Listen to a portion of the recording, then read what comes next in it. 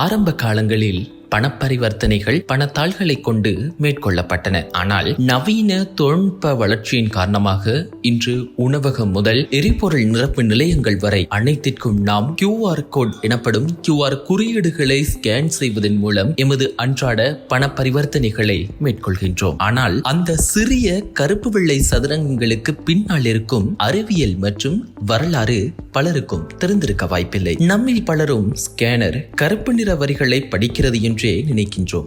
ஆனால் அதன் உண்மை அதுவல்ல.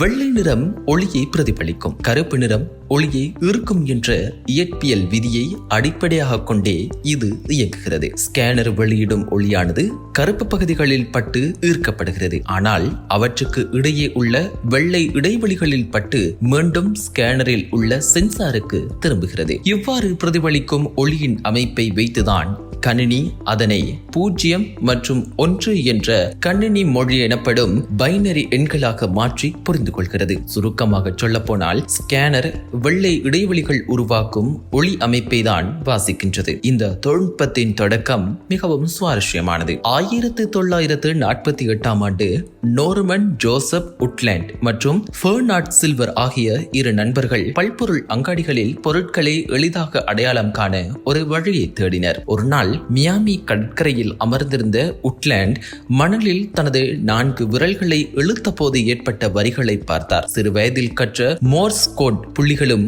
கோடுகளும் அவருக்கு உத்வேகம் அளிக்க அந்த மணல் வரிகளே பார்கோட் உருவாக காரணமாக அமைந்தது. இதற்காக 1952 அவர்கள் காப்புரிமை பெற்றனர். இன்று நாம் பயன்படுத்தும் QR கோட் என்பது பார்கோட் தொழில்நுட்பத்தின் அடுத்த கட்ட வளர்ச்சிதான். இது அதிக தகவல்களை சேமிக்கும் திறன் கொண்டது என்பதால் உலகம் முழுவதும் தவிர்க்க முடியாத ஒன்றாக இந்த QR கோட் என்பது மாறியிருக்கின்றது. இது போன்ற பயனுள்ள தகவல்களுக்கு தொடர்ந்தும் சூரியன் FM செய்திகளோடு இணைந்திருங்கள். வணக்கம்.